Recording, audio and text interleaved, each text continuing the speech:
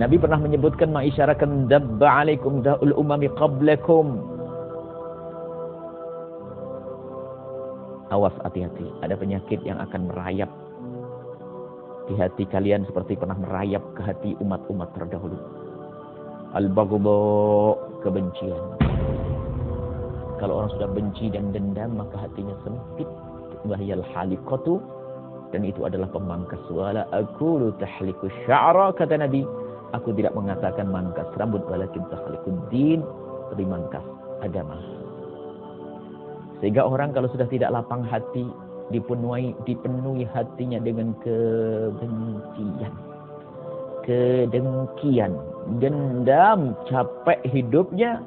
Yang orang lain senang, dia mah sakit. Mana ada kebahagiaan tiba kunjung datang kepadanya. Melihat tetangganya berhasil, dia sakit karena ngiri yang ada di hatinya. Melihat orang lain sakit karena dia ngedendam. Maka kunci yang luar biasa adalah bagaimana kita bisa berlapang hati. Dan untuk bisa berlapang hati, maka yang kita gunakan akal kita merenung. Biarpun kelapangan di dalam hati, akan tapi kesadaran ini penting. Kesadaran itu penting.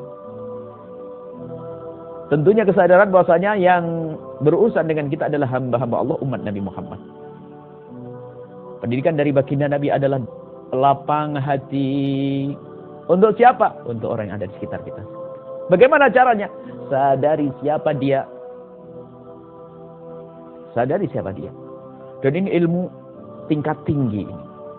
Ilmu tingkat tinggi. Karena mendamaikan hati dengan orang di kiri kanan kita ini, Masya Allah. Ada orang bisa baik kepada Allah Subhanahu Wa Taala, akan tapi ternyata sama adiknya nggak baik, nggak lapang hati, gampang tersinggung dengan adiknya, tersinggung dengan kakaknya, tersinggung dengan ibundanya. Sehingga setiap bertemu dengan seseorang yang muncul adalah prasangka buruk. Apa yang terjadi setelah itu? Menganggap orang seperti jelek semuanya. Melihat kejelekan. Dan dari cara pandang yang salah tadi akan memunculkan juga kejahatan yang lainnya.